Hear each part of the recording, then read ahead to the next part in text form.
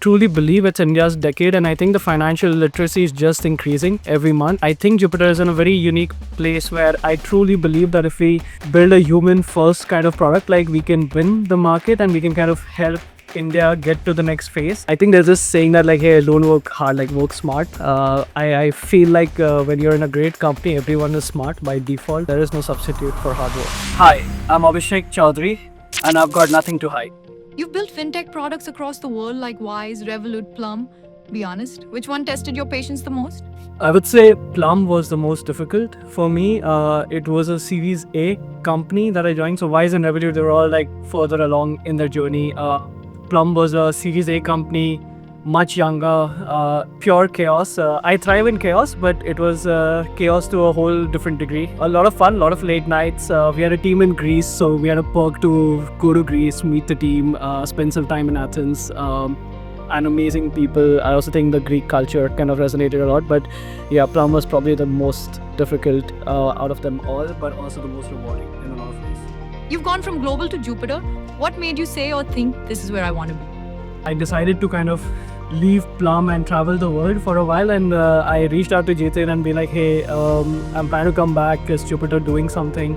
And he's like, oh, we should speak. And then things moved very fast. Like my plan was to take a 6-month career break, travel the world. We shortened it to 2 months, and here I am. It was a lot about India, right? Like I truly believe it's India's decade, and I think the financial literacy is just increasing every month. Like we have a population of 300 million digital first kind of people in India. And I don't think you still have like one app to rule them all. Like you have your banks, you have your payment apps. I think Jupiter is in a very unique place where I truly believe that if we build a human first kind of product, like we can win the market and we can kind of help India get to the next phase. What's that one design principle you tattoo on every PM's desk? That's a good one. I would say designing for humans is probably one of the key principles as well that I follow from a design language perspective, because finance is stressful by nature. I mean, money stresses people out. So you want to build products that are human first and that kind of help you reduce that stress. So I always say that like design for humans and then everything else will follow. So I think that would probably be my core principle from a design standpoint. What's that one piece of advice you wish more leaders follow? I truly believe that there's no substitute for hard work.